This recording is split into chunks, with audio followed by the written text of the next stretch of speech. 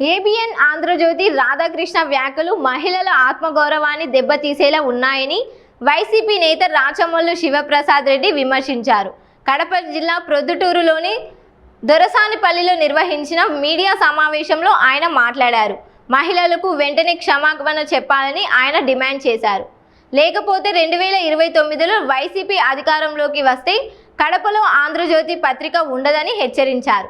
ఆంధ్రజ్యోతి కనిపిస్తే తన పేరు మార్చుకుంటానని సవాల్ విసిరారు. 2 రోజులుగా ఈ రాష్ట్రంలో చీకటి అలుముకుందనే చెప్పాలి. మహిళల ఆత్మగౌరవానికి చీకటి అలుముకుందని చెప్పచ్చు. రాధాకృష్ణ గారు మాట్లాడిన మాటలు అత్యంత జిగుప్సాకరమైన మాటలు. ఈ రాష్ట్రంలోని వైఎస్ఆర్ కాంగ్రెస్ పార్టీకి సంబంధించిన నాయకులు జగన్ చెప్తే వారి భార్యలను చెల్లెలుగా భావించి వారికి మరో వివాహం చేసి పరాయి పురుషుని పక్క ఎక్కిస్తారు అని మాట్లాడిన మాటలు. ఇది ఎంత అసహ్యకరమైన మాట, ఎంత జిగుప్సాకరమైన మాట. నా పక్కన నా భార్య ఉంది, ఇంకో 20 మంది నా చెల్లెళ్ళు ఉన్నారు. వీళ్ళ సమక్షంలో నేను ఈ మాటలు మాట్లాడాలంటే కూడా కొద్దిగా ఇబ్బందికరంగా ఉంటుంది హృదయానికి. ఒక 20 సంవత్సరాలు 30 సంవత్సరాలు దాంపత్య జీవిత ప్రయాణాన్ని కొనసాగించినటువంటి భార్యాభర్తలు, వారి ప్రేమకు ప్రతిరూపంగా జన్మించిన పిల్లలు, జగన్ చెప్పి పిలిస్తే నా భార్యను చెల్లెలుగా భావించంటే నేను చెల్లెలుగా భావిస్తానా? పవిత్రమైన ఈ బంధానికి బీటలు బారుస్తారా? కుటుంబ విలువలకు తిలోదకాలు ఇస్తారా? ఇంత వెన్నెముక లేని జీవితాన్ని వైఎస్ఆర్ కాంగ్రెస్ పార్టీలో కొనసాగే పురుషులము మేము ప్రవర్తించగలుగుతామని ఏ విధంగా నువ్వు మాట్లాడగలుగుతావు రాధాకృష్ణ?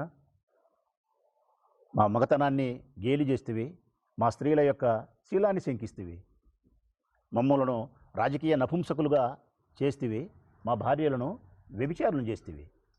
వ్యభిచారులు చేసినావు. ఇక్కడ కూర్చున్న ప్రతి ఒక్క మహిళ ఒక్కొక్క వైఎస్ఆర్ కాంగ్రెస్ పార్టీ నాయకుని యొక్క భార్యనో చెల్లెలో బిడ్డనో. ఇంతమంది మహిళలను ఇంత పెద్ద వారి శీలాన్ని శంకించే విధంగా, చాలా బాధ పెట్టే విధంగా, మానసికంగా క్షోభకు గురి చేస్తే రాష్ట్రంలో దాదాపు మాటలు అనుకుంటున్నావు కాదు. ఏ ఆడవాళ్ళను మాట్లాడినా పరాయి ఆడవాళ్ళు కూడా చాలా సీరియస్గా కోపగించుకుంటారు.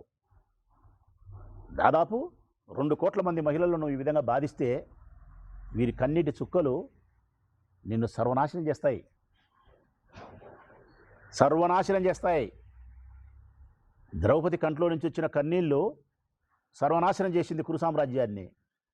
సీతమ్మ కళ్ళల్లోంచి వచ్చిన కన్నీటి చుక్క లంకా దహనం చేసింది. రావణంతటి గొప్ప శక్తిశాలిని, అంతటి పాండిత్యం కలిగిన పండితుణ్ణి మరణం.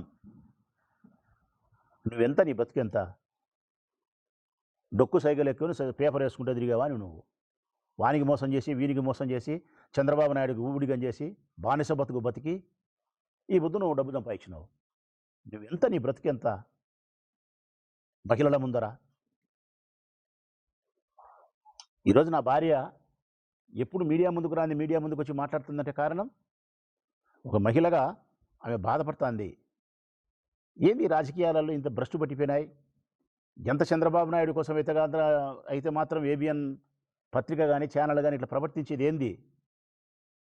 నన్ను నువ్వు చెల్లెలుగా భావించేది ఏంది? నువ్వు ఇంకొకరికి ఇచ్చి పెళ్లి చేసేది ఏంది? పెళ్లి చేసి నేను మనతో ఏళ్ళు పట్టుకొని నడుచుకుంటూ పోయేది ఏంది? ఇది దీనికోసం మళ్ళా మనం ఆయన గేటు ముందుకు పోయి, ఆయన గేటు ముందుకు, ఎవరి గేటు ముందుకు? రాధాకృష్ణ గారి గేటు ముందుకు పోయి మా ఆడవాళ్ళం మేము క్షమాపణ చెప్పమని కోరడం.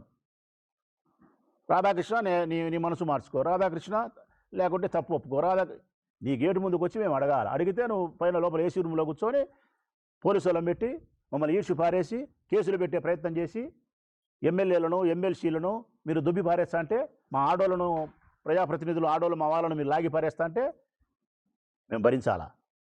కేసులు మళ్ళీ మేము స్వీకరించాలా? నాకు ఇష్టం లేదు ఇది.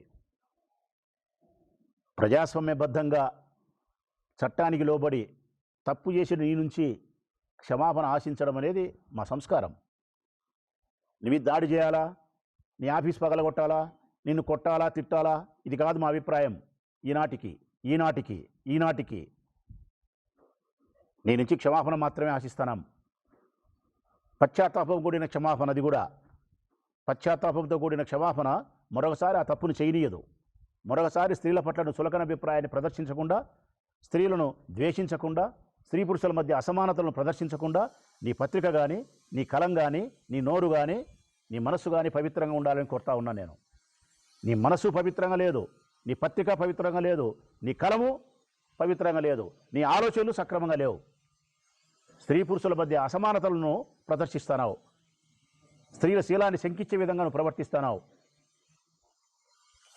నిన్న చేసినావు, ఈ బుద్ధుడికి ఏమైనా మార్పు వచ్చిందా నీలో? మళ్ళీ ఈరోజు రాసినావు, ఈరోజు మళ్ళీ ఆంధ్రజ్యోతి పత్రిక రాస్తే పత్రిక నిండా ఒకటే. కారణం ఏం మాట్లాడుతున్నాడు ఆయన తెలిసినా? ఈరోజు నాకు మొన్నటి కంటే ఈరోజు ఇంకా బాధ కలిగింది.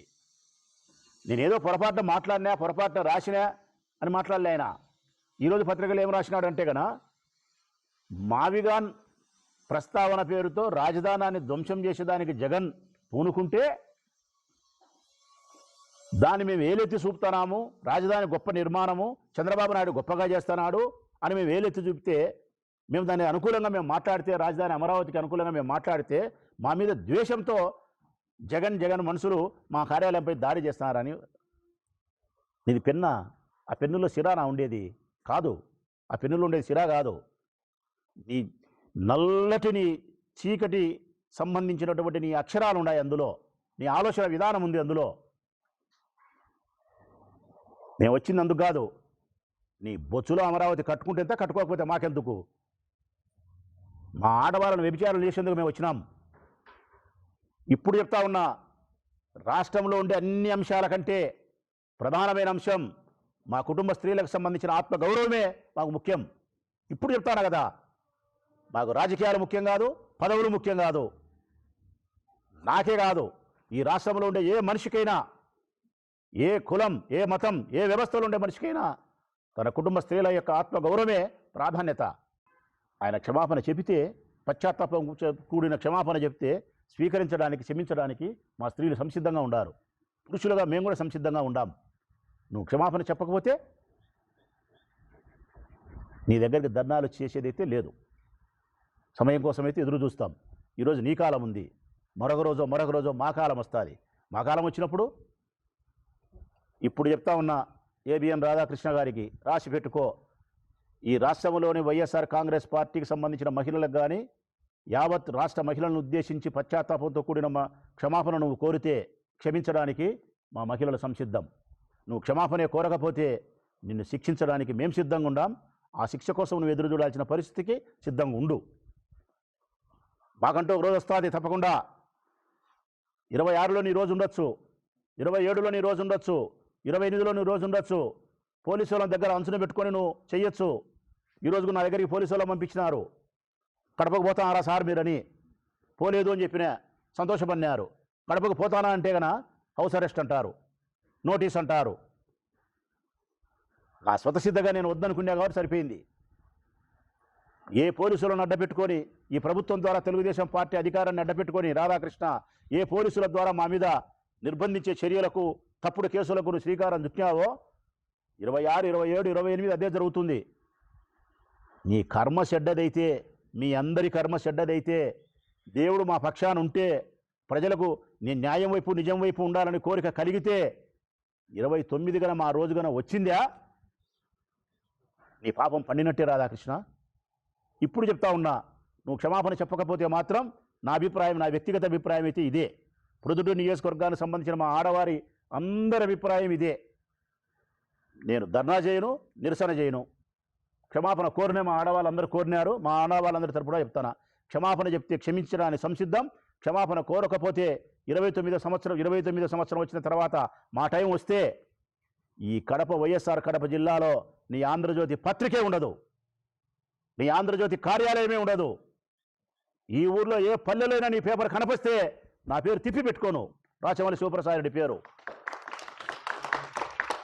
ఈ కడప, వైఎస్ఆర్ కడప జిల్లాలో నీ పత్రికే కనపడదు నువ్వు క్షమాపణ చెప్పకపోతే. ఇదే మా మాట.